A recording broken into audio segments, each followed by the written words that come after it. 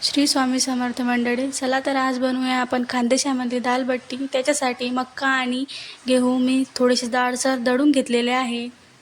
त्याच्यामध्ये हळद, मीठ, बेकिंग सोडा हे सर्व टाकून घेतलेलं आहे। त्याच्यात ओवा पण टाकून घ्यायचा, थोडा हाताने चुरून सन।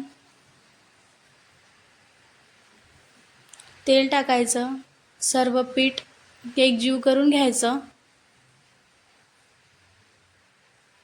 तुमच्याकडे कशी बनवता दाल बट्टी आम्हाला नक्की कमेंट करून सांगा। व्हिडिओ आवडल्यास चॅनलला सबस्क्राइब आणि लाईक करा।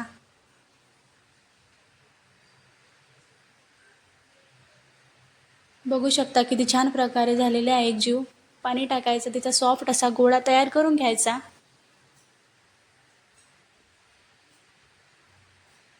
थोडं थोडं पाणी टाकत राहायचं मधामध्ये।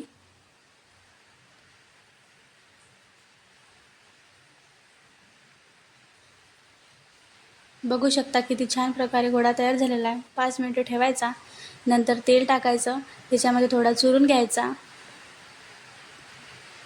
आणि त्याचे छोटे छोटे असे गोळे तयार करायचे। तुम्ही ना चाळणीमध्ये पण वाफवू शकतात। माझ्याकडे चाळणी नाही आहे म्हणून मी इडलीच्या भांड्यामध्ये गरम पाणी करून टाकलेले आहे।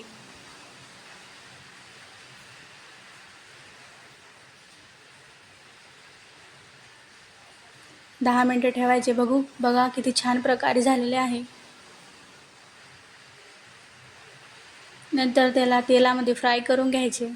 तेल चांगलं तपू द्यायचं हां, नाहीतर त्याच्यामध्ये तेल मुरून जाते ना, त्यावेळेस अशी क्रिस्पी नाही होत ते।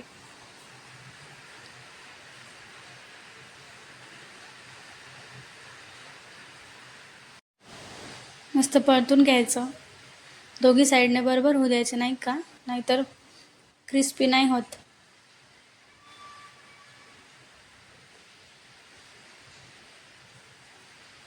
बघू शकता किती छान प्रकारे होत आहे। गॅस थोडा मोठाच ठेवायचा। थोडं पलटत राहायचं मधामध्ये, छान प्रकारे होतात दोघी साईडने। मग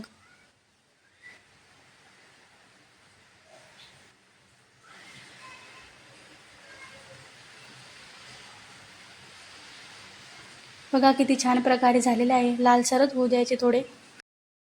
चला तर आपण डाळ बनवूया। स्वच्छ पाण्याने धुवून घ्यायची तुरीची डाळ आणि कुकरमध्ये टाकून द्यायच्या।